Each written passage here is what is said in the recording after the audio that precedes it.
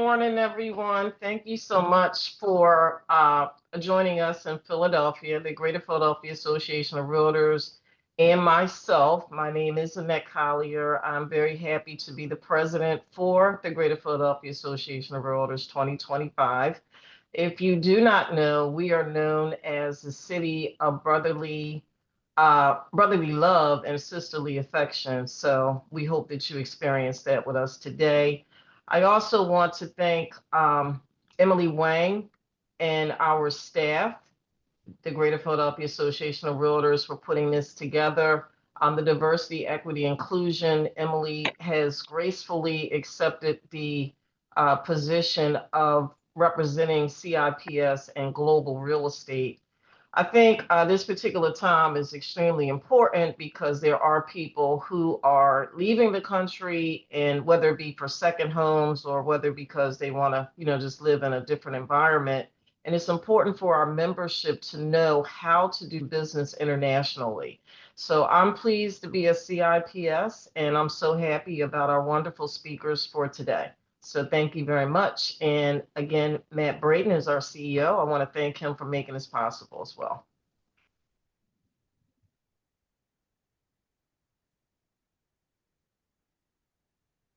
Annette, I think we're handing the baton off to you, Emily. Go ahead, Emily. Good morning.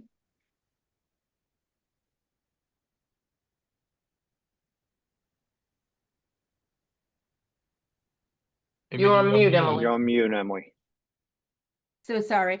My name is Emily Wang. I'm a CIPS. I'm a member, past the board director for Greater Philadelphia Association of Realtors.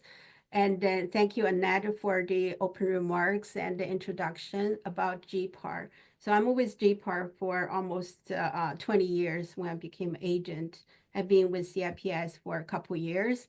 So GPAR is my primary membership. So I see some other members from Tri-County Suburbans and then Bucks County Association of Realtors. So global is always in my agenda, and I travel around the world and I connect with all the other realtor CIPS members.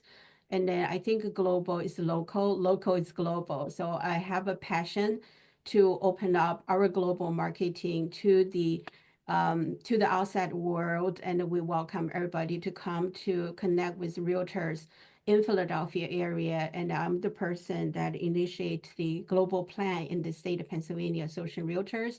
And we will look forward to work with each of you to connect with the global. And I'm so happy to have a lot of guests coming over to us. Matt is our CEO. He has been leading us into a lot of activity programs. So Philadelphia is a birthplace for our country, and then next year we'll celebrate 250th anniversary. So we'll welcome you to come to visit Philly and make connections, do business here. So I also give a special thank to my friend, and she's also a former AAR Global staff, Stephanie Akre. Stephanie, can you please say hi? Hi, So Emily. Stephanie, hi, thank you. Thank you, Stephanie. Go ahead. No, I just wanted to say congratulations. From the first moment I met you, you were so excited about getting this going. And so even though I'm not there to support you from the NAR side, I'm always here as your friend and fellow global practitioner and here to support you. And I'm so excited for everyone. And you have a great panel here, and just it makes my heart smile to see you finally get this going. And I'm so happy for you, and congratulations. So Thank you, Philadelphia is going to do great things. Thank you so much, Stephanie. And then as Annette mentioned, the diversity committee, we have a chair, Terry. Is Terry here? Okay, we'll let him introduce himself. He's our chair for diversity committee in Philadelphia. So today's agenda is we're going to have the AAR staff to talk about global, and also we have CIPS advisory board to talk about what the CIPS designation, and also we have a global AAR Resource Center, Matt Christopherson. He's going to share with us about what the global market is. and also in our Mid-Atlantic region. And then we have 8 panelists to share their experiences about global marketing and their successful stories about their global transactions. And then we have a question and answers. So in between, as I said earlier, please tap your questions in the chat. And also we put all the questions when we have that session in the end. And if you have any other programs, global programs, make sure you are free to share in the chat, and you can tap in your information here so we can, this is also networking time. So yes, first agenda on our, the list. Thank you, Annette, for the introduction. The second thing is we welcome AR Global Program AR Director for Global Strategy and Engagement, Alejandro, I call him Alex Escudero. If I pronounce this correct, Alex, I'm sorry. So he has been with AR for many years, and then we always met him in all the AR global meetings. So Alejandro, Alex, please take it over. Thank you, Emily. You did a wonderful job, by the way, with my name. Congrats to you, to Annette, to all those wonderful volunteers from the Greater Philadelphia Association of Realtors. Also, big congratulations and thanks for the support to Matt. We cannot launch any of these wonderful global initiatives without the support of staff. So thank you for the trust. I'm sure this is gonna pay off, and this is gonna be one of many wonderful events that's gonna help propel the global appetite of your members. So if you allow me, I'm gonna share my screen. I have prepared a brief presentation on global, on which are those main initiatives and programs that we have at the disposal of our members and how we add value. So I'm gonna start by talking a little bit about which are the main goals that we have as a team of NAR. I think this is gonna be great for us to sort of understand a little better how we fit within global real estate. So number one, we want you to be more successful. Simply put, we know global is a very lucrative niche. We know there is a huge opportunity there, as you all know, otherwise you wouldn't have set such a wonderful group of people here. And we want you to leverage every single one of the opportunities that come your way. Global, like I mentioned, is full of great possibilities. We know you have a global appetite, and therefore we have developed and continue to nurture a good number of programs that will be key in order to help you unlock those possibilities. So that's number one. We want you to be more successful, more business for you. Raising the level of professionalism. I'm glad that some of my fellow colleagues here, speakers, are gonna talk about education. For us, it's absolutely critical. It's a huge part of our mission. We do believe that education is the cornerstone of professionalism. And we know that those practitioners interested in global real estate have plenty of opportunity to leverage any and all of those courses that are not only put by our very own Center for Realtor Development group at NAR, but also by many of our different affiliate societies and councils. So we do believe in education. I know you do too, but this is one of the 3 pillars that we base our value proposition on. And then help develop new markets. I'm gonna talk about that in a bit, but as you probably already know, NAR Global is very lucky to, in addition to this wonderful group of US-based stakeholders, to be supported by lots of different bilateral partners outside of the United States. These are like-minded institutions that believe in NAR, believe in the real estate profession, and see the real estate profession the same way we do. So we do help those markets big time, so that whenever you do business, whenever you are referring a client, whenever you're getting a referral from a different market, you know that you are dealing with markets that are as safe and ethical for you to transact at as possible. When I move slides over here, when it comes to our global presence, and I'll be brief with this, I'll be happy to share the presentation, but know that we are present in all 6 continents. Like I was mentioning, we have presence in 78 countries as of right now, and this is an updated number. Over 100 bilateral partners. Like I was mentioning, these are like-minded institutions. Think of them as the National Association of Realtors sort of institutions outside of the United States. They are authorized local voices for real estate. And the beauty of that, and that's the last figure that I have there, is that we've built a network of well over 8,000 international realtor members. And these are members of those bilateral partners. They have to be members of those bilateral partners that voluntarily decide themselves to become realtors through our international realtor membership program, meaning they abide by the code of ethics that's compatible to that one we have in the United States. They believe in all those tangible and especially intangibles that we have behind our brand: trust, excellence, professionalism, etc. So whenever you're dealing with an international realtor member, know that you are dealing with one of your own, one that understands the real estate profession the way you do. So that adds a layer of trust and legitimacy to real estate. But as you very well know, when it comes to global, and this is a part that I'm sure is very familiar to you guys, but it's not so much to many of our stakeholders.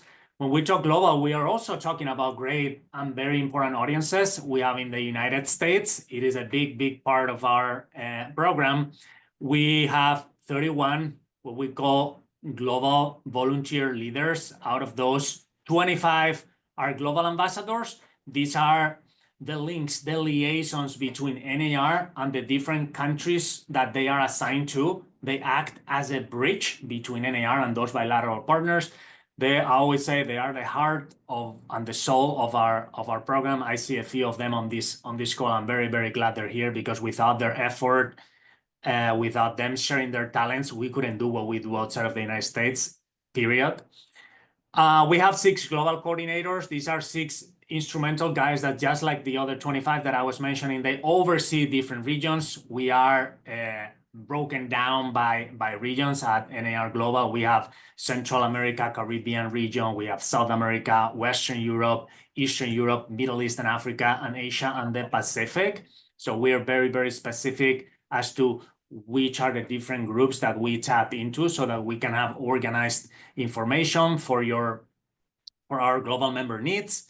And then we also have over 130 global councils in close to 28 states and growing. You're very familiar with that. These are these global-minded groups that are created at the environment of our local and state realtor boards. Those realtor boards that have an appetite for global, they have set up these wonderful groups that we help them build from the ground sometimes, in which a lot of the great ideation and a lot of the great business starts to happen on the great global conversations. And then we also have 40 plus what we call ambassador associations, which, for those of you not familiar with them, think about the Sister Cities program is one program by which we we tie one particular country with one particular state or local board, as long as they are part of, they have an active global council, they can participate on this program. And it does provide a great association to association connection, not necessarily having to go through NAR Global. We are the ones that create the matchmaking, but then we let them run with it. And we have wonderful case studies on this particular program. So it's one that you guys should definitely take into consideration in the future.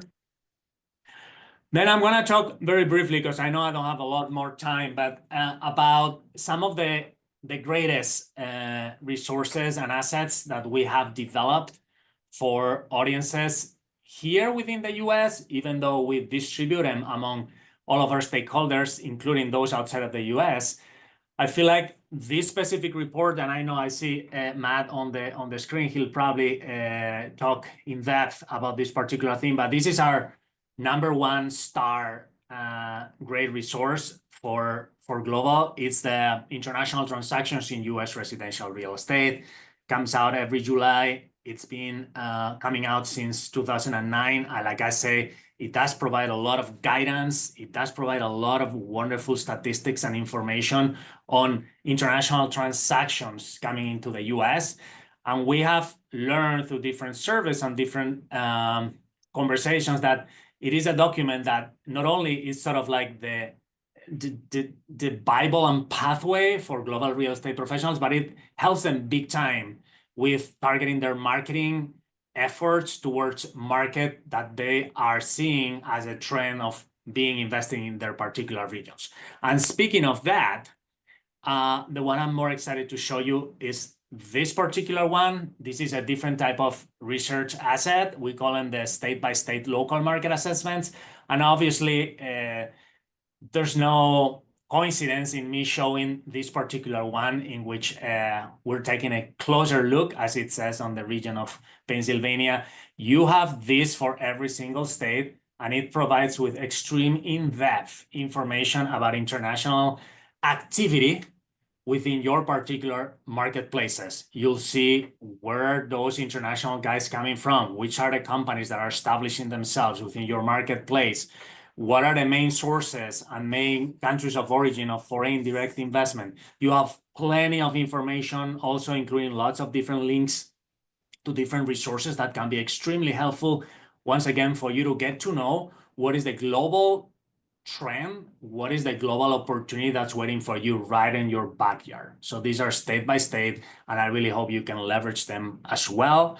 Like I said, I will share these slides. Emily, you can feel free to distribute these particular assets with everybody. Speaking of assets, we know that a lot of the marketing assets we developed are customizable. You can customize those with your picture, your information. We have a lot of them that are specifically targeting US-based global-minded members. So if you are part of a group that's globally growing, or you have your global interest going, you can use any and all of these, which are gonna directly talk about your willingness to make global connections. So we have plenty of those as well for you to use. And then I just wanted to show this last slide as a way to display all the different social networks where you can reach us at. We got great Facebook groups, LinkedIn, and well, plenty of other resources if you want to tap into our social media activity, which is growing lots in the last couple of years as well. And that's all I got, Emily. Thank you so much, Alex. Thank you. Yes, a quick reminder, all the presentation today, we're going to email to you. We already have, Matt has all your email address, so we're going to send email to you and share with you. Annette, go ahead. Do you have your hands on? No, I was clapping. Oh, sorry. Thank you. For excellent presentation, Bernard. Sure. Thank you. The next speaker is the Julie Swan, and she is a manager for credentials and operations. So she's going to do this presentation with the CIPS Advisory Board Chair, Barl Shalizi. So CIPS stands for Certified International Property Specialist. It's a designation by National Association of Realtors. So Alex already mentioned we have, Julie will talk more about how many members we have. So I will let Julie take the floor. Thank you, Julie and Barl.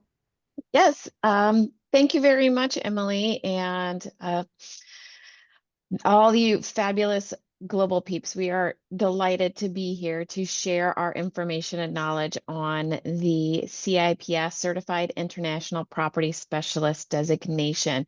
I will take you through a quick little look at the top 5 reasons why to get your CIPS.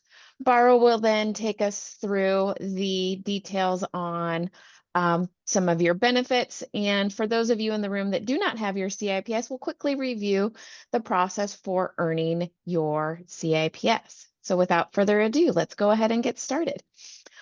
One of the key components to earning your CIPS designation is to enhance your market knowledge. You get this through our curriculum from those courses and the various updates that are shared in our networking platforms through the Facebook group, through our monthly e-newsletters, Global Perspectives, as well as our mentor sessions.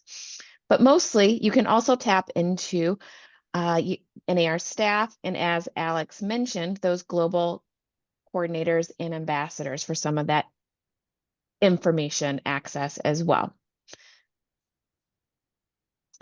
Number 2, an opportunity to expand your client base.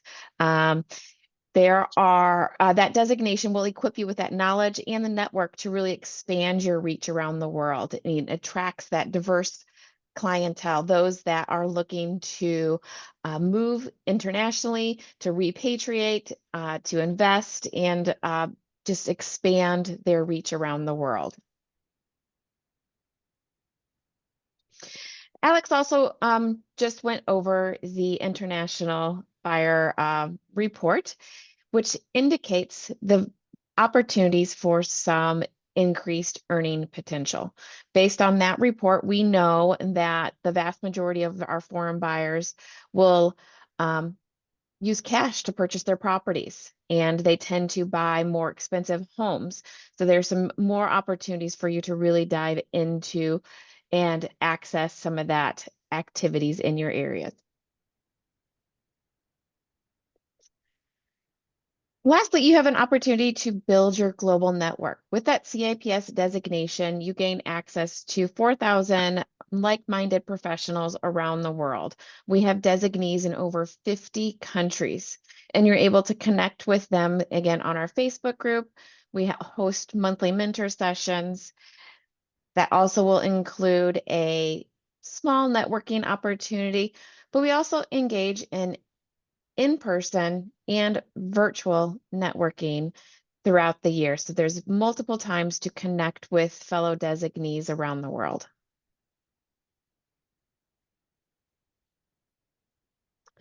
So with the knowledge and exposure in global real estate, CIPS designees are better equipped to identify and tactfully mitigate risks. You can do this with the various knowledge that you gain in your classes through the updates you receive through the global perspectives.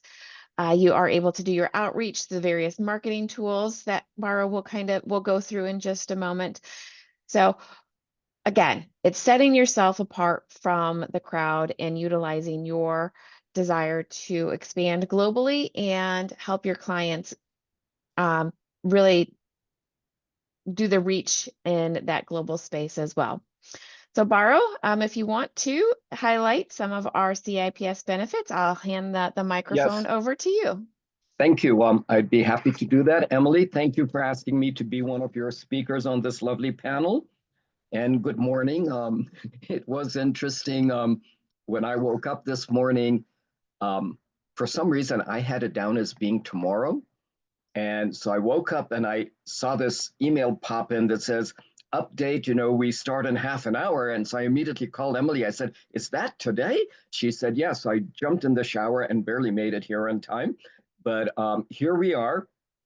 I'll go over some of the benefits of being a CIPS member. And then after that, I'll turn it back to Julie, who'll talk about how you can get your designation. So in terms of the members and the benefits, Julie mentioned earlier about all of the members we have in 50 different countries. There are about 4,000. And so networking and working with them is really important because let's say you have a buyer or seller, primarily a seller in Philadelphia who's thinking of maybe moving to Portugal. And you're saying, well, I'd like to refer them to somebody in Portugal, but I don't really know how to find someone. So one of the things is that through this referral network, you could find somebody. You can also talk to one of the regional coordinators and say, by the way, would you know somebody who I could send this to? And keep in mind that NAR very strongly recommends that any place that we have a bilateral partner, we should work with them. So again, try and do that. Try and find out who's there. Then we have the fabulous CIPS directory. And for years and years and years, we used to get a printed version, which I just loved. I kept that and the CRS directory on my desk. So anytime, even within the States, if somebody wanted me to refer a broker, I would look them up to see who had which designations. Because if I saw that they had obtained other designations like the ABR, the SRS, the CIPS, CRS, I knew that they had furthered their education. They were really interested in being knowledgeable about the market. So those are the sort of people I would refer to. We have that monthly e-newsletter, which goes out and gives you a lot of information about what's happening currently in the international market, who's doing what, how things are happening. Like for example, during the COVID time, Canada had put a restriction on foreigners buying because they were having such a shortage of housing. So you'd get all of that information in these newsletters.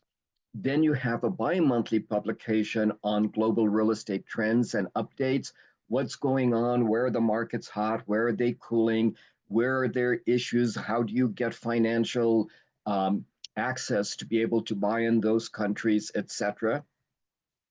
And then the one that I personally like the most, even though I don't get to attend it as often as I'd like to, are the mentor sessions. And these are great opportunities. They're happening, what, once a month, Julie?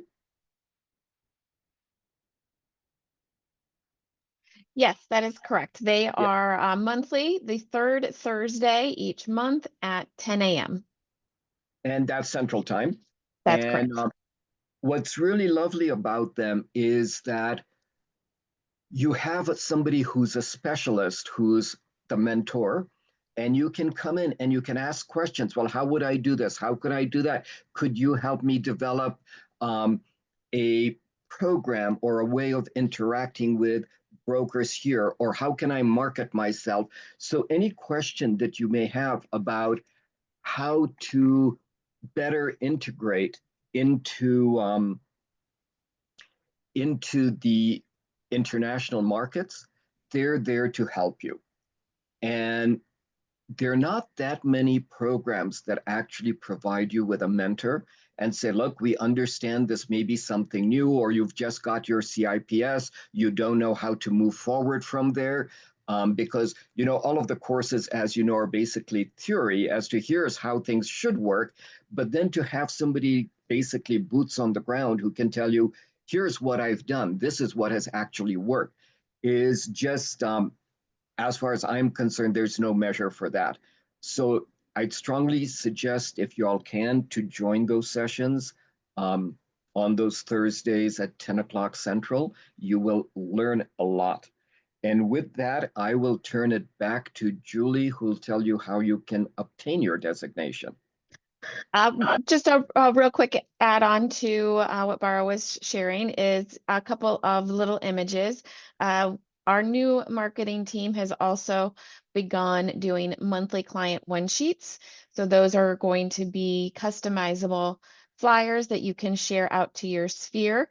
In the May monthly e-newsletter, this new CIPS member center information will be shared to all of our designees, to where you can go and find your client one sheets, as well as recordings of those monthly mentor sessions. Real quick was another little look at our global perspectives, and the last benefit that is on the newer side are our CIPS social shareables. So these are going to be professionally written posts that you can customize and share to your various social media platforms. So each month we will post 4 relevant content that you can copy and paste into whichever platform you utilize. They'll have little emojis and hashtags, as well as, when appropriate, a link to the articles. Now, for those in the room that do not have your CIPS designation, to earn it, there are 3 basic steps. First, there's the education component, which consists of completing 5 courses, which take you into how to conduct international real estate locally. So in the books, they coin the term think globally. So that's global, but at the local level. And then 3 regional courses that will take you into an in-depth look at the business and real estate practices in various countries and regions.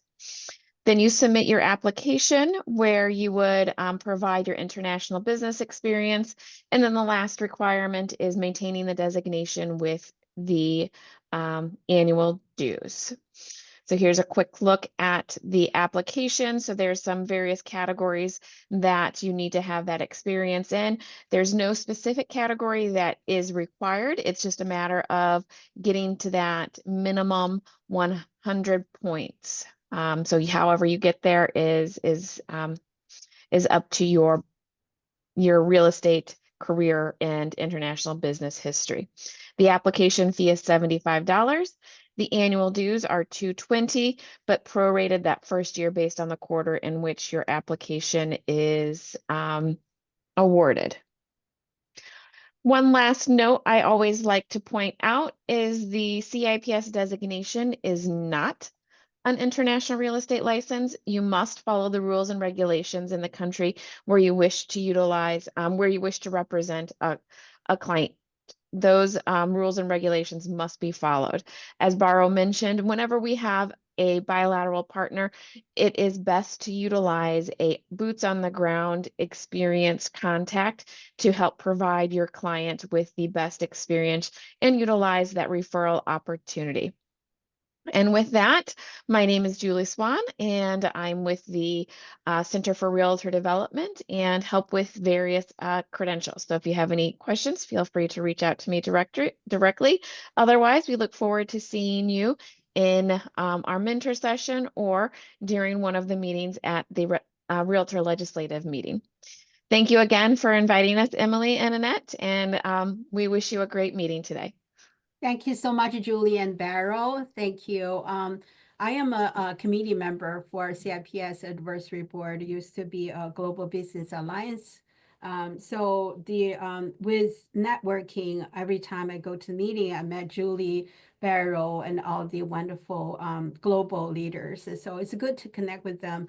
I hope that if you or association goes to if you go to the National Social Realtors, make sure you sign in and join those free meetings, committee meetings, and you will meet a lot of global people. So we have global delegates from around the world to come over. So thank you so much for both of you. So next one, we have Matt Christopherson. Matt, excuse me, is from Lawrence Yuan's team, and he has been doing a lot of presentations about the global. So Matt, he is the Director for Business and Consumer Research with National Associate Realtors. He's going to talk with us about global market analysis and report in the Mid-Atlantic region and also in general. Thank you so much, Matt. Go ahead. Thank you. Good morning, everyone. My name is Matt Christopherson, and I have a lot of information to share with you all today. We're going to be talking about our foreign buyers and how working with them can really open up a world of opportunities. But it's really important to understand who they are and what they're looking for to work with them successfully. As you all know, we've had a couple of years now of very slow home sales domestically. Our domestic buyers are locked into historically low mortgage rates that they received during the pandemic. So they're locked into these properties to hold on to these rates, which is keeping inventory off of the market and keeping sales low. Last year, we had the lowest annual level of home sales since 1995, so nearly a 30-year time span. So during all the time, but especially during periods of slower sales, it's a great time to open yourself up to more business opportunities by working with these foreign buyers. But to understand who they are, we're going to be talking about information from our annual report that Alex mentioned. We are currently working on the 2025 report, so keep an eye out for that in July. but this is our 2024 report where we surveyed over 17,000 realtors across the country. So we have a lot of great data here.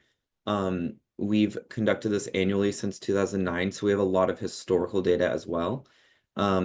We look at our foreign buyers. So what countries are they coming from?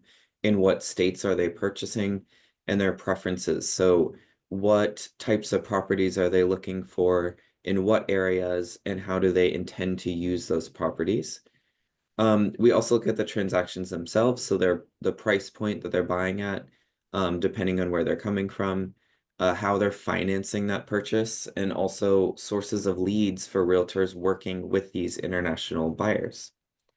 For the first time, this report is also available in Spanish to share and use with any Spanish-speaking colleagues or clients. And there are some localized reports available as well. But to set the scene, here we have a global price comparison of real estate, and we're looking at purchase price per square meter. So we really have an apples to apples comparison. And as you can see on the left of global cities outside of the US, these are the most expensive cities in the world, many of which our foreign buyers are coming from. On the right side, you can see that even in the most expensive metro areas of the US, these buyers are getting significantly more for their money, more bang for their buck in their investment in US real estate. So it's a really attractive investment. Now, during the data collection period of this report, this is what was happening globally.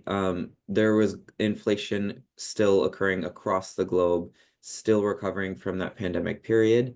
The inflation was actually a little bit lower in the US compared to a lot of other locations. The US dollar was very strong. Now, that's great for us when we're traveling abroad. Our money goes further, but foreign buyers, many of which are paying all cash, it requires more of their foreign currency to make those purchases in the US. There were also a lot, especially at the top end of the market, there were some wealth gains through the market, which opened up some possible higher dollar investors. And like I said, it remains a great investment purchasing US real estate. So how many foreign buyers are there? So here we see on an annual basis the number of foreign purchases, and you can see that it's really gone down the past few years. During the pandemic, foreign buyers were competing against super high levels of domestic buyers, as there was a buying frenzy with historically low rates. And more recently, they're held back by similar factors as domestic buyers, which are rising prices and lower inventory. Foreign purchases last year were actually down 36% because of those factors. There's a lot of buyers that are interested and willing to buy, but they're just simply not finding property. But those foreign purchases add up to just 1.3% of our total home sales. In my opinion, a lot of room of opportunity for growth here if there's more education and more communication in this area. Now, while the number of purchases were down 36%, the dollar volume of those purchases were down just 21%. So with fewer purchases, we're still showing that they're purchasing at a higher price point each year. On top of that, given what I said, that not every foreign buyer is even able to make a purchase, it's those higher value and higher price point buyers that are able to make a purchase. But the dollar volume adding up to still $42 billion, so not insignificant. Another area where you can really bring in more money. As you can see, we have the data broken out by what we call type A and type B buyers. What do we mean by that? So our type A buyers are our non-resident foreigners. So they're fully living outside of the US and simply purchasing property here. They're most likely purchasing an investment property as a vacation or rental property, and most likely paying less for that, given that it's an investment purchase. Our type B buyers, of which the majority of our foreign buyers are, there are resident foreigners. So they've moved here in the past 2 years. They're becoming citizens or they're here on a visa for professional, educational, or other reasons. They're more likely at a higher price point because they're more likely purchasing their primary residence. Now, where are these foreign buyers purchasing? At the state level, Florida has always been and remains the #1 location of foreign buyers, and that's largely concentrated in Miami and South Florida. But Florida overall is receiving 1 in 5 foreign buyers in the US. Texas has been moving up the ranks a little bit, largely driven by Mexican buyers, and they're receiving 13%. And California remains strong, largely receiving a lot of our Asian and Canadian buyers, with 11% of buyers. Now, more specifically in your states, New Jersey is in that #6 spot with 4% of foreign buyers. New York right behind, also with 4%. And then we have Pennsylvania bringing in 2% of foreign buyers and Maryland with 1%. Again, I think across all of these states, there's definitely opportunity for growth here, with more connections and education here, and with affordability opportunities presented in a lot of different areas.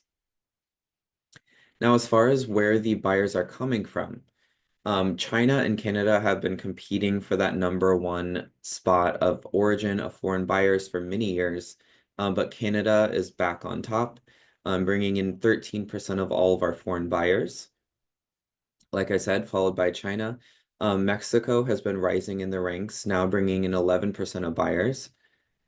India has also been raising in the ranks as well, bringing in 10% and also purchasing at a much higher price point than they have in the past. Now, also specific to your states, I want to point out these are small sample sizes, given the smaller prevalence of foreign buyers in these states. But in Pennsylvania, last year they came from Canada, India, and the United Kingdom. New Jersey foreign buyers came from India and Korea. New York buyers coming from China and Canada. And Maryland having a bit of variety, bringing buyers from Brazil, Venezuela, and South Africa. So it's really important to understand where these foreign buyers are coming from, not only to understand who they are, what they're looking for, their price points, and how to communicate with them, but also to set up business networking, referral networks where you can communicate and set up business opportunities coming from these countries of origin. Now, foreign buyers also are typically looking at a higher price point. So this can also bring more opportunity working with these buyers. Now, as we all know, domestically, prices have been rising, and therefore domestic buyers are purchasing at higher and higher price points. However, at the same time, foreign buyers remain at a much higher price point. Last year, purchasing a median price of $475,000. Now here we can see how there's a bit of variety depending on where that buyer's coming from. You can see Chinese and Indian buyers are purchasing at much higher price points, whereas Mexican and Colombian buyers are purchasing at a lower price point compared to the typical US buyer. So while inventory can remain an issue, these foreign buyers might be looking at a different price point compared to your US buyers. As far as how they're purchasing and financing, they're paying cash at very high rates.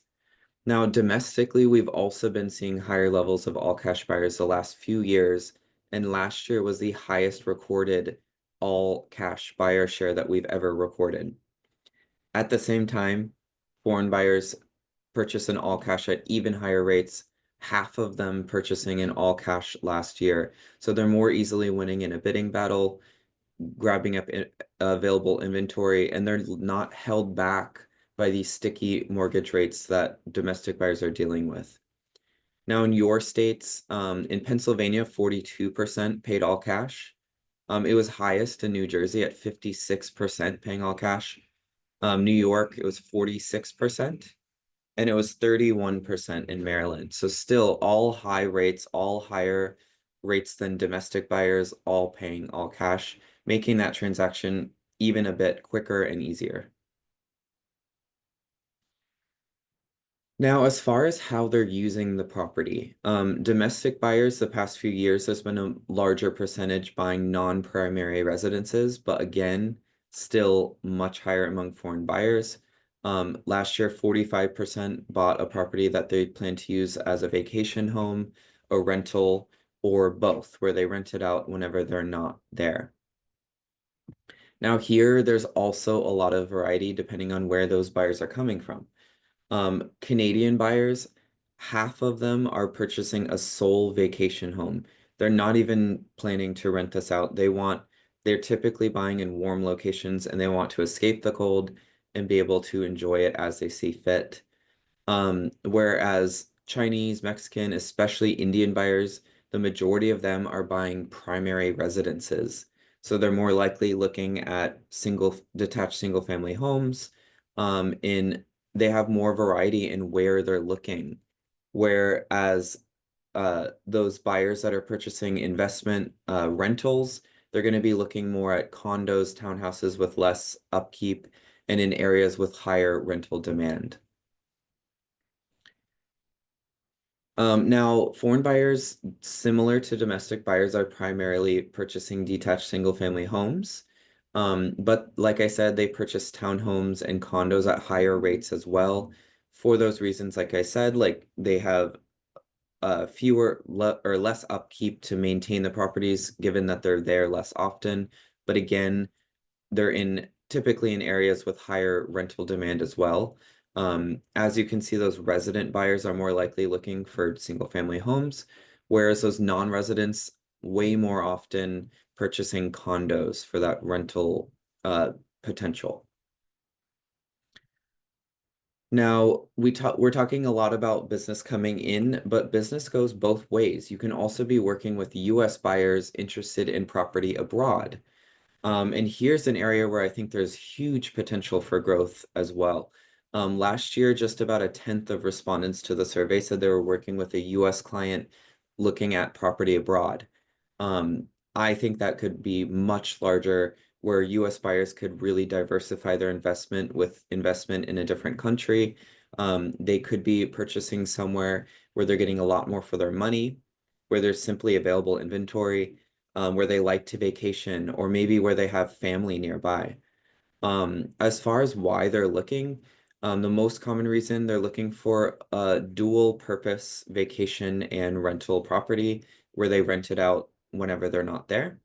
1/4 are looking for a vacation home, a place to escape when they want to. 1/5 are looking for a rental, so they're looking again for another investment, diversify their investment, but also bring in rental income. And 17% are saying, see ya, we're out of this country, I'm moving to a different country abroad. And as far as where they're looking, the #1 location is Mexico, followed by Costa Rica, Italy, Colombia, and Spain. So again, like I said, it's not just important to know where foreign buyers are coming from to the US, but also where your US clients might be interested in purchasing abroad, where you can educate yourselves on those properties in those areas, but also set up networks. Now, for your states, Pennsylvania buyers were looking in Belize and Mexico. New Jersey buyers looking primarily in Costa Rica, and in New York buyers looking in China, Mexico, and Bahamas. And finally, just to really show the importance of networking, 72% of the leads and referrals that these realtors had to work with these international buyers came from personal contacts and referrals. So it really emphasizes the importance of building, growing, and maintaining that professional network, specifically where interest is coming from and going to. Now, like I said, the 2025 report will be coming out in July. I'll share all these slides with you all, but you can scan this and follow our social media for research, and you'll see as soon as any new research is available. Thank you. Thank you so much, Matt. I'm sure that there's a lot of questions. I saw some chat. Brian Wilson, thank you for your question. So I hope Matt answer your questions why people are coming to US. I think the other thing is the US dollars, if you put $1 and you check all the exchanging rate and then to all the countries, US dollar will multiply by all different things. And then somebody check how much you can get for $1. So you'll be surprised when you travel around the world, like dollar is still strong, even though no matter what happened with the country in the future, but the dollar is still strong. So thank you so much, Matt. And then there's more programs that will gonna happening.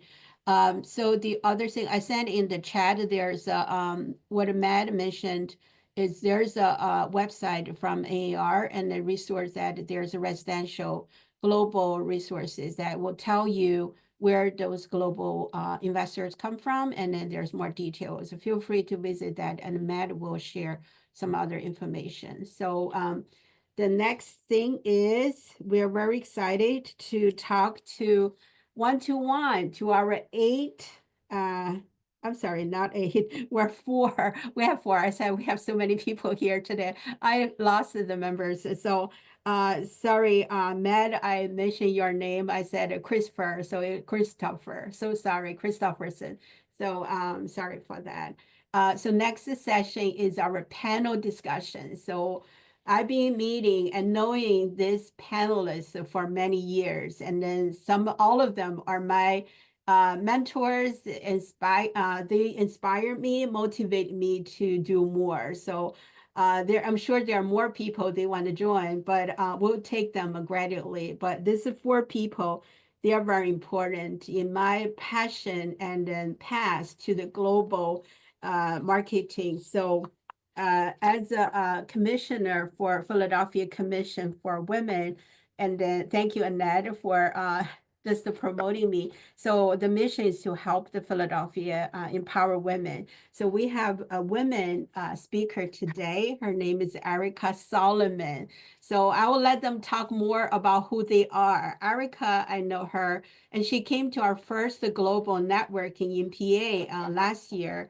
And she's from Maryland, and she has been with so many titles, chair and everything.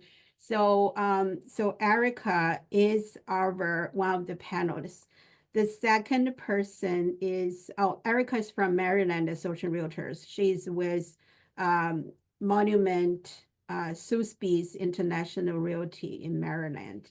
So we have Yushi, we call him Yushi, but his full name is Yoshinori Takeda. She's also CIPS. He has so many titles. He said, Emily, you forgot to mention this and that. I said, so many titles.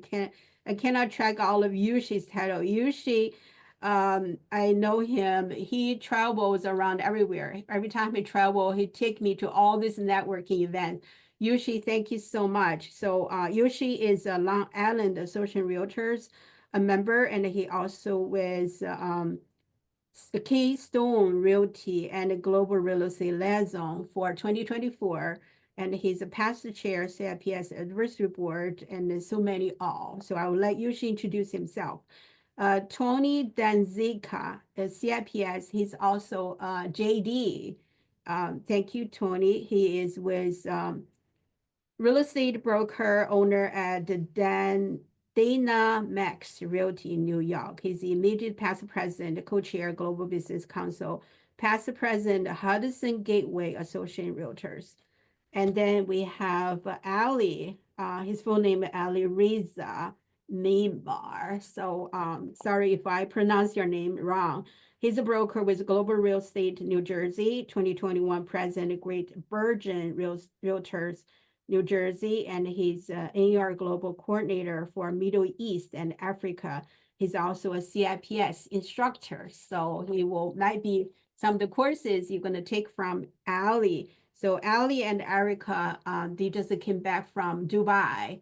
So that's one of the destinations that we all want to go. And then the market there is crazy now. I went there 2022 with all of them, so it's good.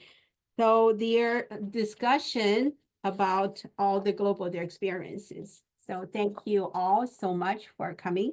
The first question, I'll let them go one by one. Your name, brokerage, city, state association, your involvement with local, state, and AAR on the global real estate sales. Go ahead, ladies first. Erica. Well, first of all, Emily, I just want to say thank you for the opportunity to be here.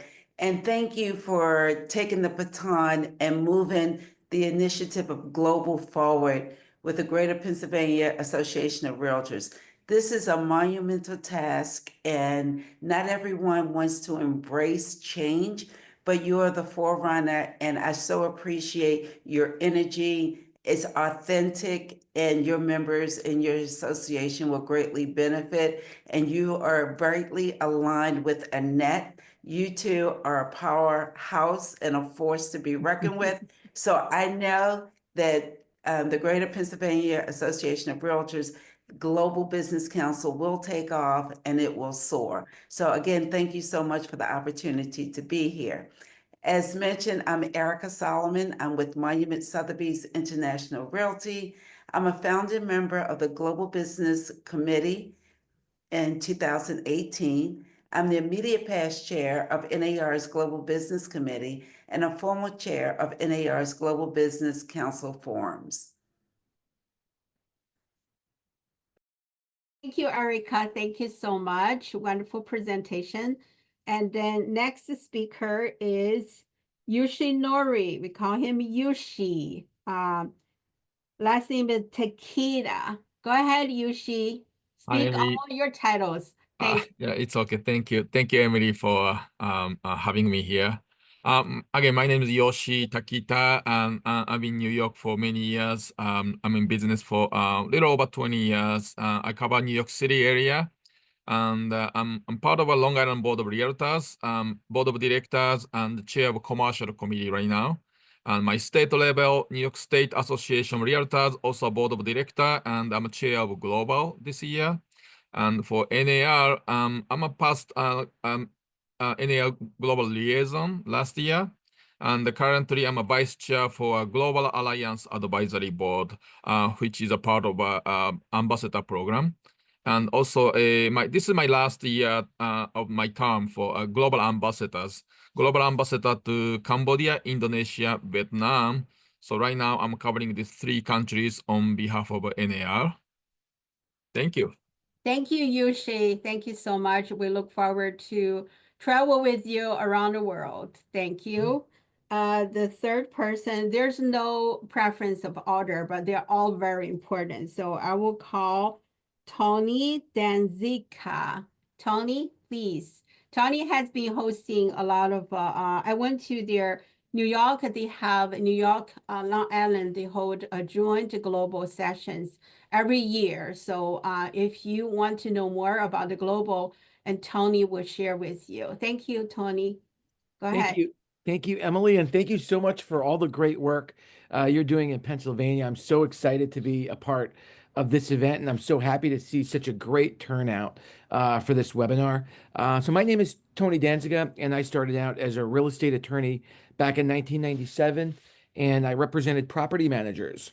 I transitioned from being a real estate attorney to being a property manager myself. So I received my broker's license back in 2006. And I started working as a property manager, and that's how I began getting international clients who were investing where my office is located in that area. And that was actually up in Syracuse, where I still have an office. So that's how I started. I was formerly the president of the Manhattan Association of Realtors until we merged with the Hudson Gateway Association of Realtors, which is based in Westchester, New York. I was president of the Hudson Gateway Association of Realtors.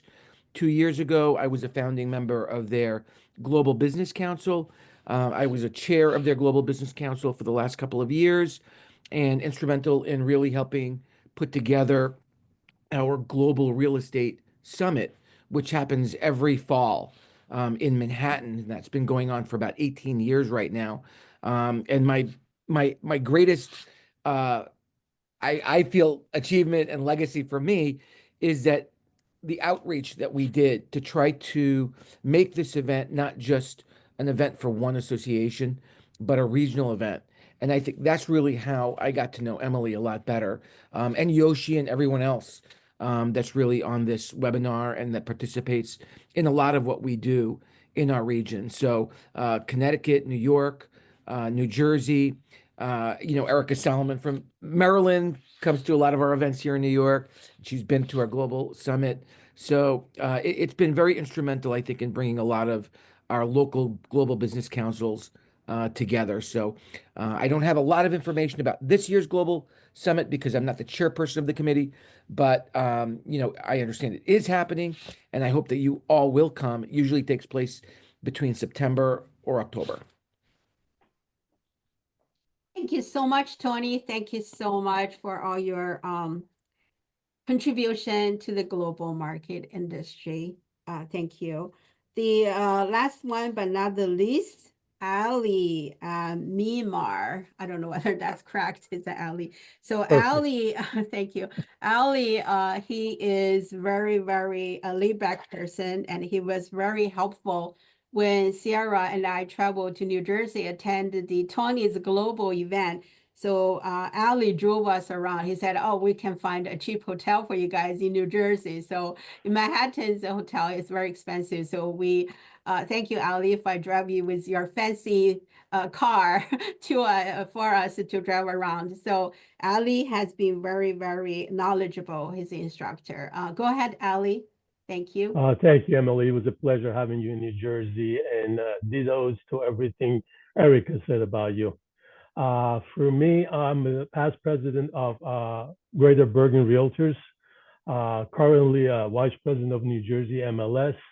I am a founder of Greater Bergen Realtor Global Council, which is one of the 13 diamond councils of NAR diamond councils. I chair a diversity committee at our board for many years.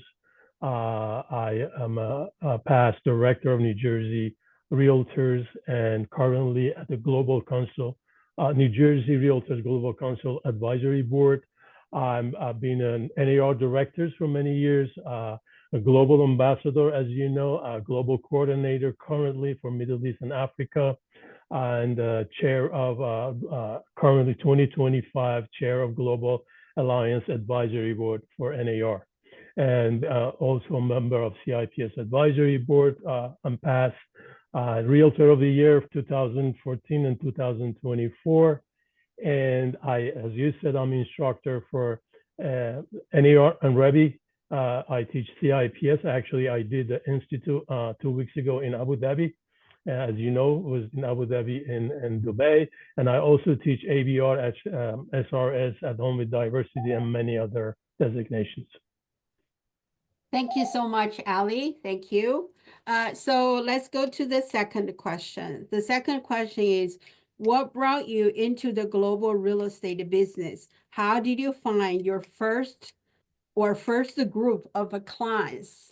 So if you, for the audience, if you have any questions, please tap in.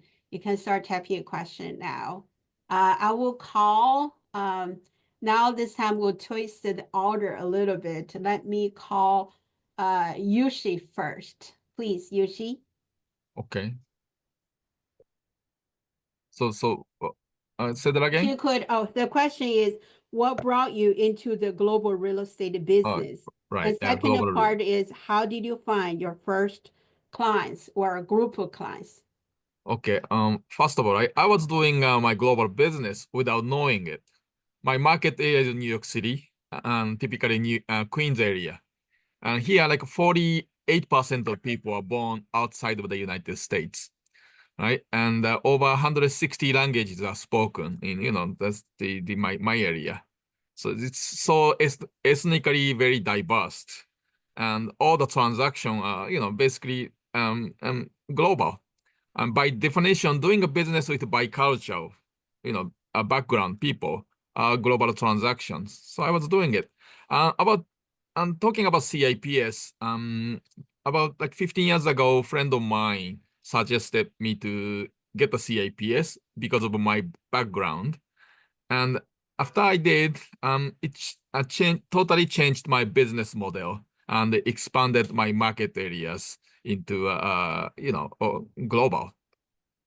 And my first transaction, it's came from CIPS referrals, and the people from a different state, and they knew me and connected me. So that's it. Thank you, Yoshi. Thank Yep. you. Thank you. The second person is Erica. The same question. What brought you into the global real estate business? How do you find your first group of clients? Go ahead, Erica. Okay, so that's a question that I think most or some people on this Zoom meeting have heard me tell this story. This is a story that's very near and dear to my heart, and I cherish it, and I will always tell it when someone asks me, how did I get into to global real estate? Yoshi and I happened to be in NAR's Leadership Academy together. And we were in a session and we had a break. And so Yoshi was like introverted. He wasn't talking much. And I said, I'm going to make him talk to me. He's going to have a conversation with me. So we both stood up. And of course, Yoshi always have on a suit and all his lapel pins on. But the one he had on said CIPS. And I asked him, I said, Yoshi, what is that? Certified International Property Specialist, he said. He gave me the background on being a CIPS, and he said, you should do it. So I said, okay. And I went to Toronto, Canada in that July, and this is back in 2015. And I took the Institute, and I went to New York to take the Americas course, and that's how I really began my journey as a CIPS designee. Now, how I got my first client was haphazardly.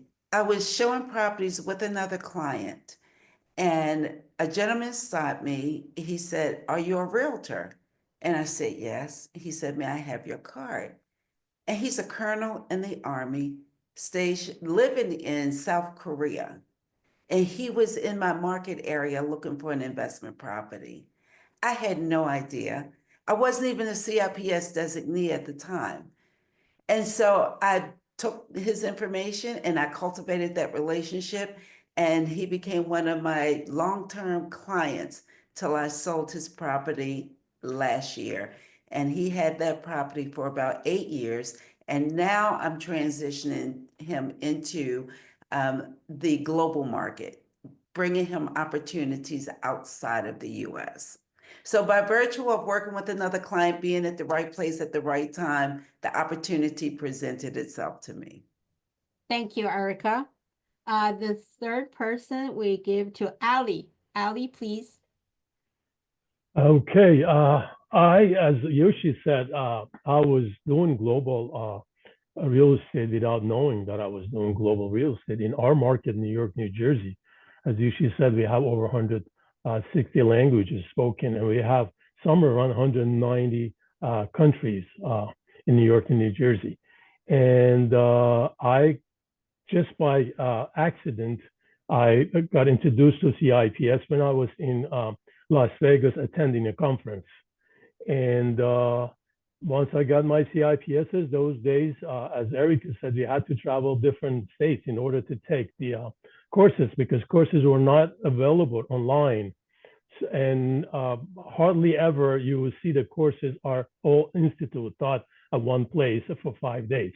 So I had to travel from Las Vegas to Texas to Florida in order to get my CIPS classes finished and get my designation. My first client, when I got my CIPS many years ago, I think it was 2009 or 2010, I was one of the 2 CIPSs in the state of New Jersey. And a few weeks after I got my designation, I got a phone call from an Italian company who was looking to buy a warehouse in my area in New Jersey.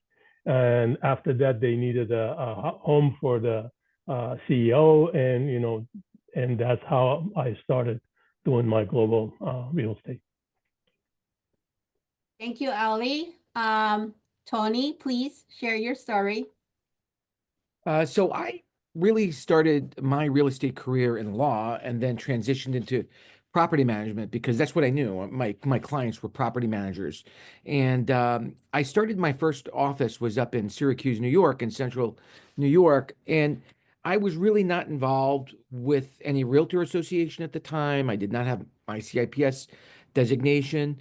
But I did receive a phone call from someone from Australia who had some clients who were interested in diversifying their investments, and they were thinking about investing in Syracuse.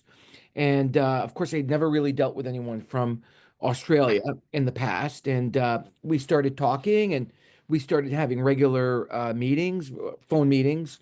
And then he came to Syracuse and he met with me. And he wanted me to show him the lay of the land, to see what type of investment properties we had to offer. We talked about what kinds of returns they could expect, how we ran our business, what the current local market was like. And the meeting went off pretty well, and we kept in touch. He relayed all that information back to his clients. We developed a little bit of a relationship, and it turns out that, after I started getting more involved in the Realtor Association, I was moderating actually a panel at the Staten Island Board of Realtors. It was actually a global summit there. And I had invited this gentleman to be one of the panelists.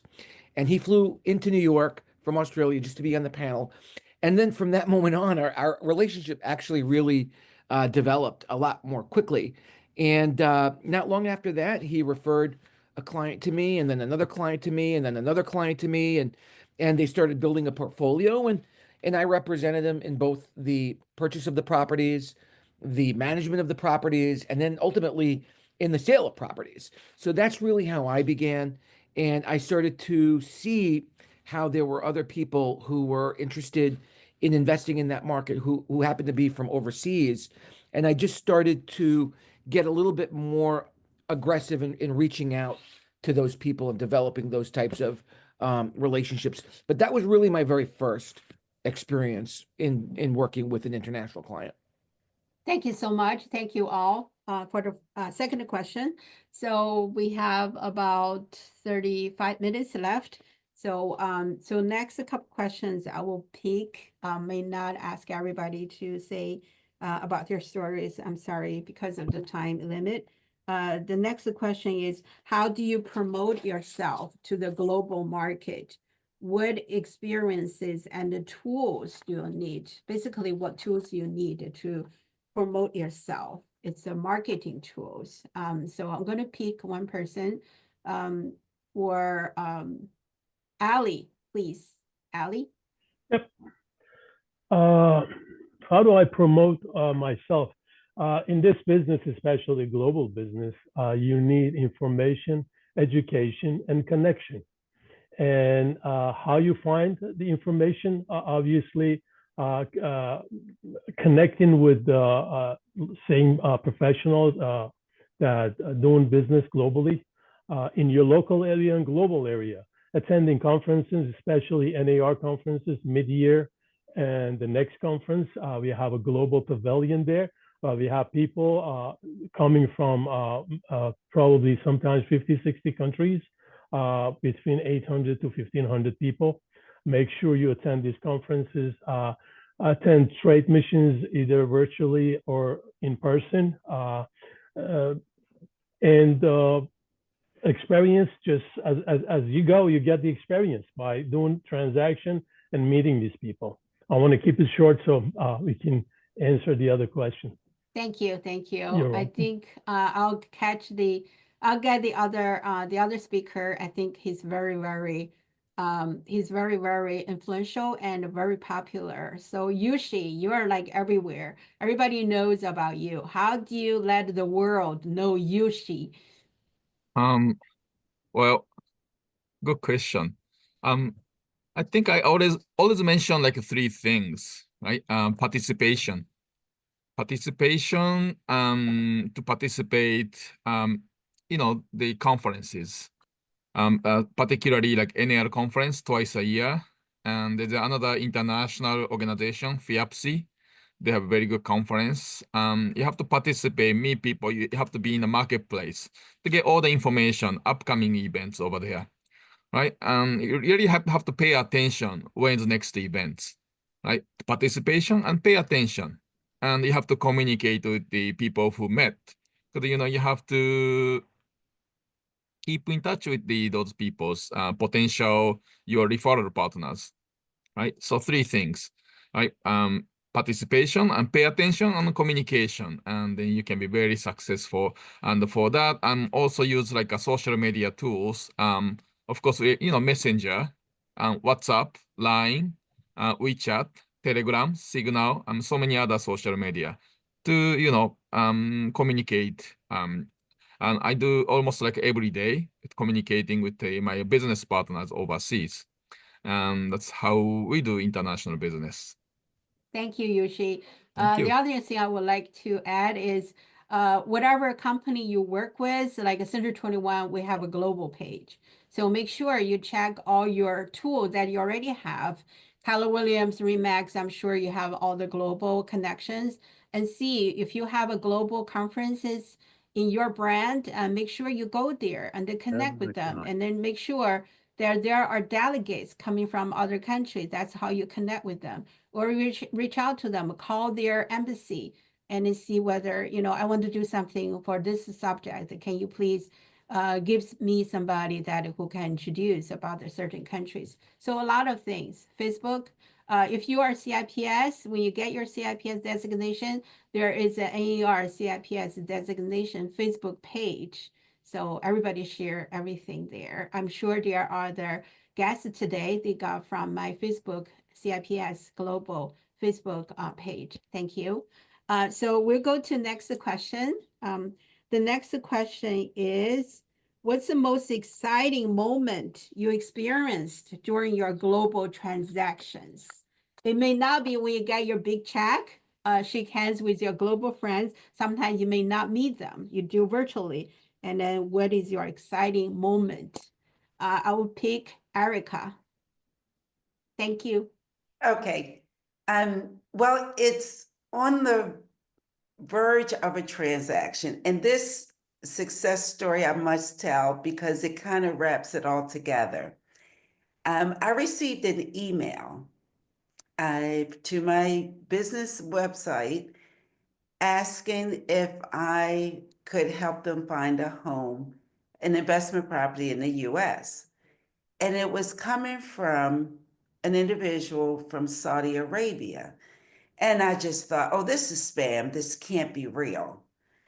And so I responded, being the professional that I am, I responded and inquired. So I did those questions that would solidify them as a bona fide investor. So I went through my Q&A sessions with them, initially through email, and then I scheduled a Zoom meeting. And then I realized it was real. During that Zoom meeting, I asked the question, how did you get my contact information? And I'm going to say kudos to Julie Swan because he said he got it from the CIPS website through NAR. And that's directly related to me having a presence, a business profile, and a bio on the website. And that relationship has cultivated into a signed buyer agency agreement. While I was traveling to Dubai, I actually went over to Saudi Arabia to meet him in person. So that's the most successful story that I have. We're still in the phase of looking for the ideal investment opportunity for him here in my market area. And one of the things that he said while we were speaking on Zoom, he said, I read your bio on the CIPS website. So I bring that back home to say, for those individuals who are thinking about becoming a CIPS designee, the first thing you do after you get your designation is fill out your profile, upload a professional photo, and complete your bio. I was amazed that he came through and it was legitimate, but that was the success story that I love to tell. And it really speaks about the platform and the opportunities that NAR offers us as members and a benefit as membership. Thank you so much, Erica, for sharing. Next, we'll ask Tony, please share your most exciting moment working with your global clients. Thank you. Actually, I'm going to tell you something, not exactly my most exciting moment. It's very exciting for me. It wasn't my global transaction, though. So it was about really the power of NAR, the power of our CIPS group, the power of what realtors do in global.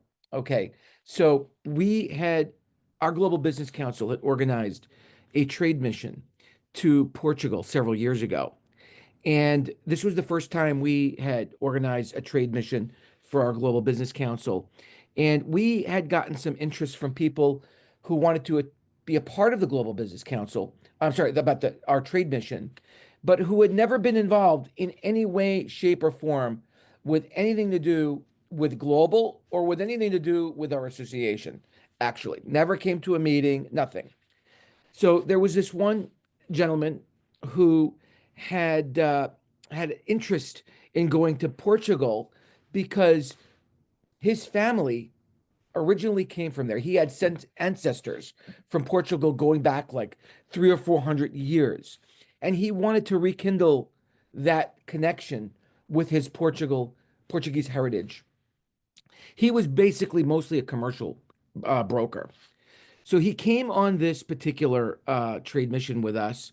Again, really no interest in the real estate component of it, just wanted to travel with like-minded individuals. And when he got there, he met with all of the local real estate practitioners that we introduced him to, the local attorneys and accountants and the people talking about the investment opportunities there.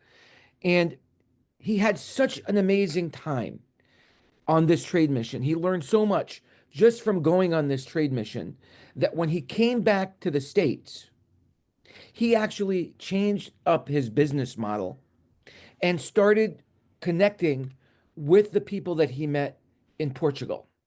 And since then, it's been about 3 years now, he's actually been working with clients who are investing in Portugal.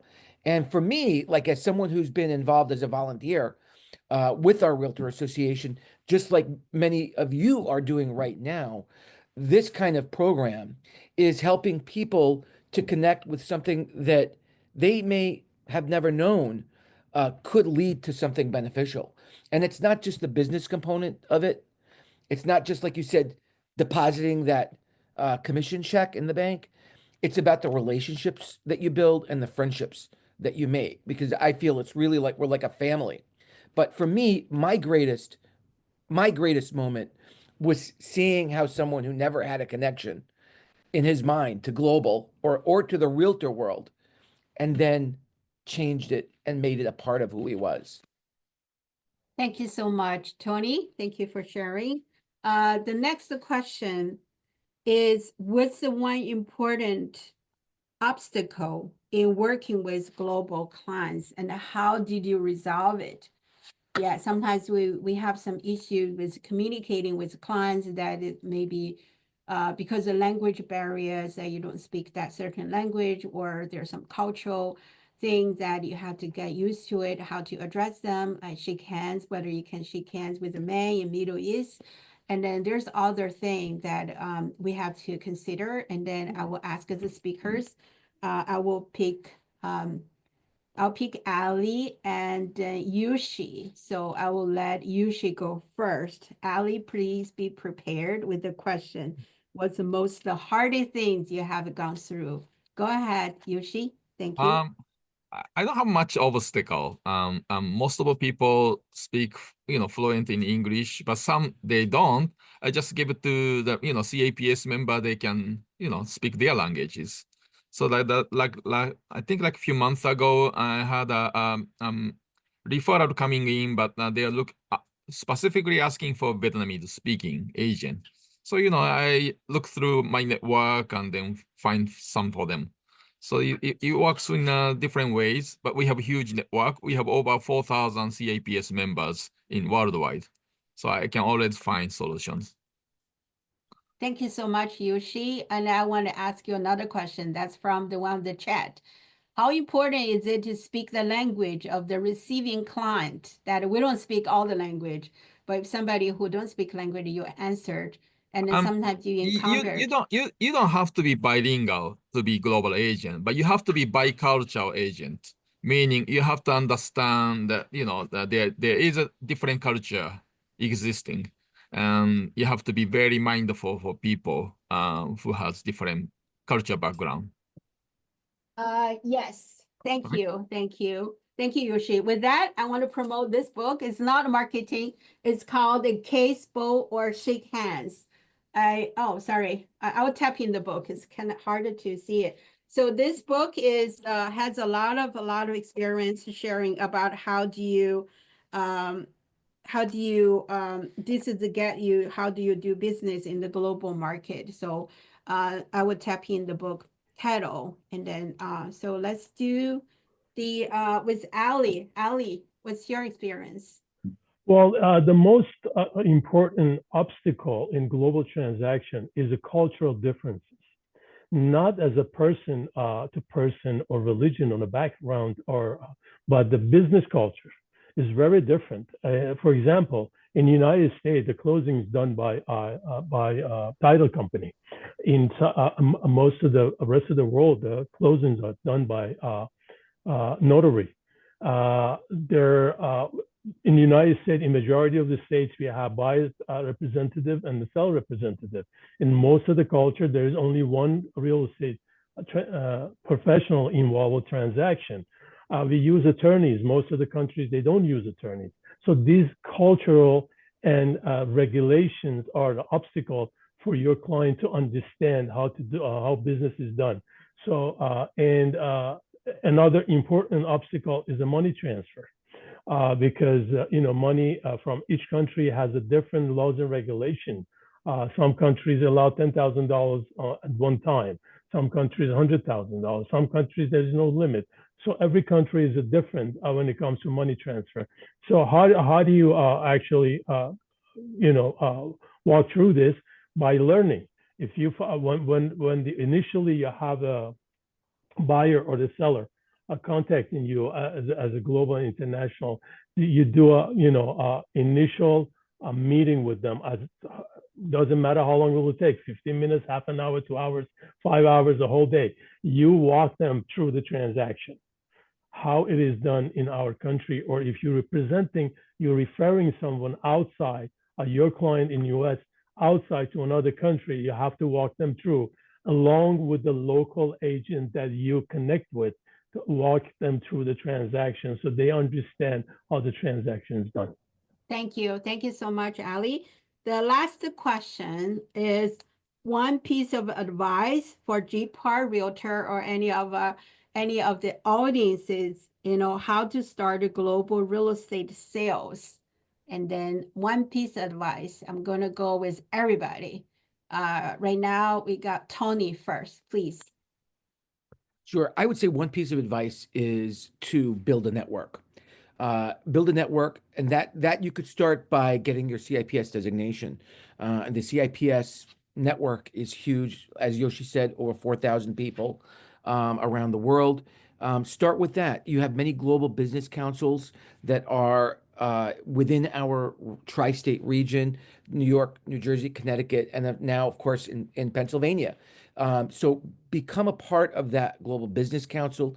Go to the events, like Ali said, go to the conferences, meet the people. Don't just go one time. Go over and over and over.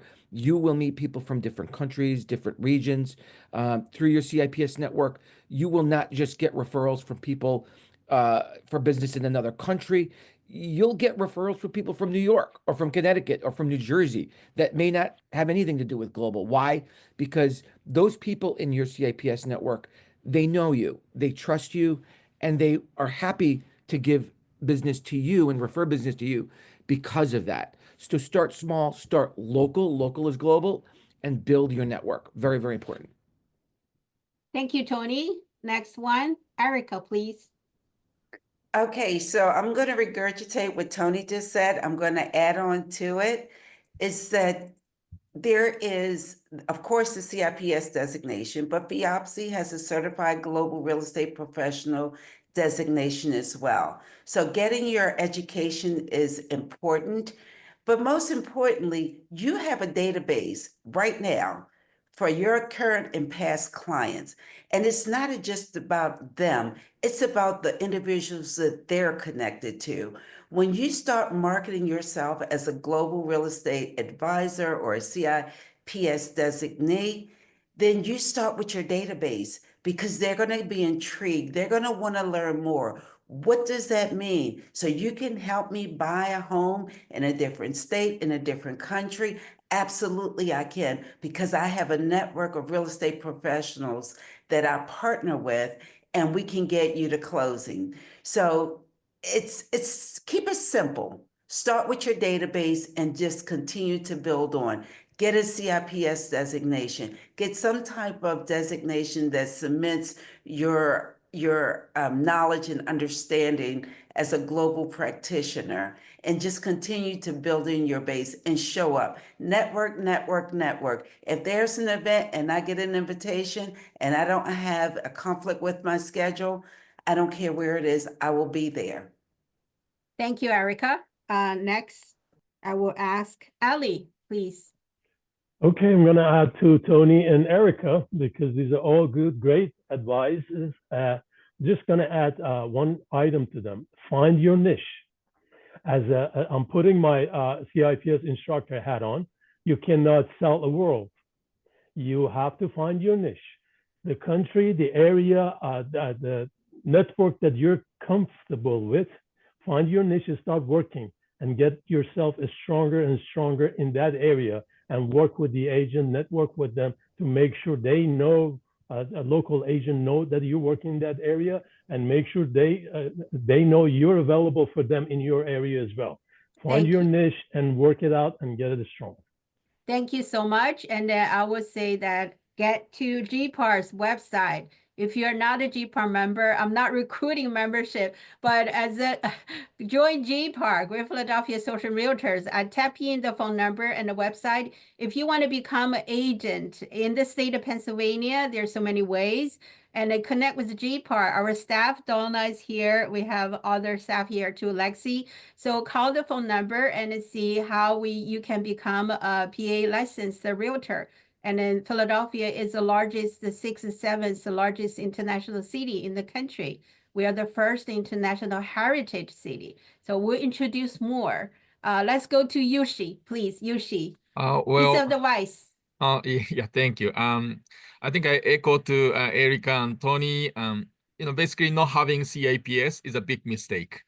Missing huge opportunity and potential. You could have retired already if you have it, years ago. Get the CIPS. Example, I was invited to attend one of the franchise office grand opening party. And I met Japanese lady. Very rare to see Japanese person in any places. And I was speaking to her, and I suggested to her to get a CIPS. Guess what? 2 days later, she called me up. Yoshi, I got it. What? How long will it take you? 2 days. Wow. So if you really want to do it, you can do it. I have a few people around me, right? And took me, they met me like 10 years ago. I'm still working on getting a CIPS. Right? So some people finish in 2 days, some people finish in 2 weeks, 2 months. So it's all really up to you. And sooner you start joining our conversation and being a global marketplace. That's it. Thank you. Thank you, all the speakers. It's so much for your time. That's the end of the questions from me. Now we go to the audience. I'm going to pick two ladies. They're here, and I want to, they send a text message. I'm going to call Lisa Silvery first, and then Christina Cadorn. Can you please be prepared to talk next after Lisa? Thank you. Lisa Silvery, she's our board member, very successful realtor, and then she has been with GPAR for many years. I know Lisa for a few years, and she's very outspoken, very enthusiastic and passionate about the global market. So Lisa, you have a question online. Can you please speak out your question? Yes, I have to be honest, I don't know the question.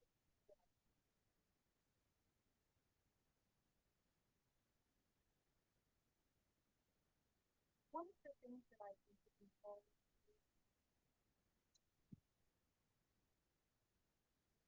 Lisa, we can't hear you. I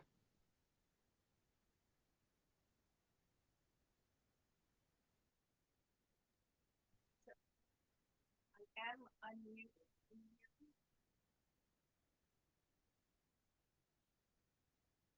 Can you hear me at all? Yes, Can you hear now me? we can. We can Okay, now. yeah, so I'm having issues, so I do apologize. One of the things that I really want to concentrate on is the significant amount of people I have in Italy, and those that have, dual citizenship, and seeing some of the properties there, and I've been involved in helping some friends decide to acquire property there in the smaller towns where their families are from. But I really wanted to go bigger, and I also wanted to establish the fact that my clients who travel so much would be able to help me network with other people, other agents globally to really get them information on other properties. Does everyone really find it that there is an ease about working with people on this level within this network? Thank you for the question, Lisa. I will go with the speakers. Any of the speakers can answer the question, please.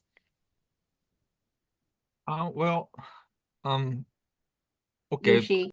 So the New York State Association of Realtors, we are ambassador association to Italy. So we have a group going to Italy every other years. And this year happened to be the year. And October, we are going to form a delegation and visit the association and meeting with our colleagues over there. And some of them are realtor members. They pay same due as we pay, and they follow our code of ethics. So basically our colleagues, right? Probably you can join, event like this, start meeting people, start visiting a property to educate yourself. You can do that. Thank you so much, Yoshi, for the question. So we'll organize more events in the future, possibly networking in person. So we'll bring other global realtors come join us from the tri-state area. So maybe at time, whatever other question you have, and we'll let you talk to them. And then Christina Cadon, she said she cannot talk right now. She's a very busy speaker. She's also instructor for Tri-County Suburbans, and she and her family, her dad and mom, they are very involved with the PAR. So I'm sure she wants to know more. We talked many times. She wants to get to know more about CIPS and how to get the designation. So anybody else, if you have questions, please unmute yourself or raise your hands. And then we have a couple minutes for another 2 questions. Okay. Thank you very much to the guests and also to you, Emily, and everyone that's on the call. When I got my CIPS, I think the courses for Africa and the Caribbean weren't available. How do we find out when those particular classes are going to be taught? Ali, I will point you. You are the ambassador for Africa. Oh, Middle well, East. Africa courses is a course is available. You could take it online. Just go to NAR. You could take the course directly from NAR, or look at any CIPS page on NAR to see which association is teaching it. They providing the Africa virtually. So there's two ways to do it, or which association is doing it in person. If you want to go in person, those are your sources to find the course of Africa. Yeah, and Africa is right now is a course by itself. Caribbean is not part of it. Thank you, right, thank Ali. you. Thank you. You're Thank welcome. you. Yes. We met a gentleman from Ghana. He's very motivated right now. I think there is an event happening in Ghana. There's a lot of other African ambassadors coming over. So they are doing some business here. So we will connect with them. I'm going to do an embassy tour on May 3rd, this Saturday. So make sure you check your calendar in DC and go visit the countries. The embassies are open that one day on May 3rd. And then go to free passport tours in the embassy. Yusha and I, we did it last year. It was very, very motivated, very interesting to connect and see all these ambassadors. So if you want to get to know any countries, feel free to contact them. Check with us, GPAR. We're going to set up some more support to you, and you can check with your local or state associations. Thank you so much. And then I have, I see Ken Ching. Ken, do you have any questions? 陈先生，你有没有问题？ Ken Chen? No, he's not answering. Who else has another question? One more question, please. Mary Jo, thank you for coming. Mary Jo is in from New York. We share room in Dubai. Okay, so Stephen, do you have a question? Stephen Verbois?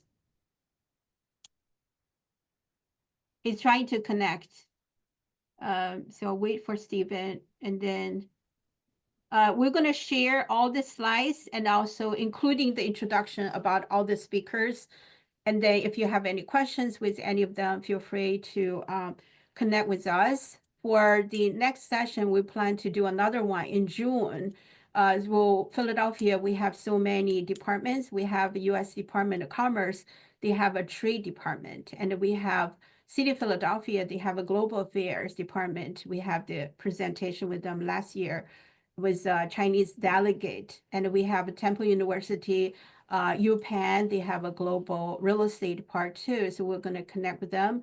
And if you want to introduce your area or your country, and feel free to connect with me, and I type in my LinkedIn, and then also we'll connect with you too. So we're going to bring the global to local and also promote local to the global. So we're going to invite more speakers coming. One last call for another question. Who else has a question, please? We only have a couple minutes left. I just want to add to Annette's question. Julie, as Julie is always on time and you know, as fast as anybody else. She just put the link on the chat for the courses available. Just open the link and put the course that you're looking for, and you see what is available. Thank you. Thank you. The other question from Alex. So I shared on the link, I'm going to share on the follow-up email. So AR has a residential market analysis, like Matt just checked, Matt Christopherson.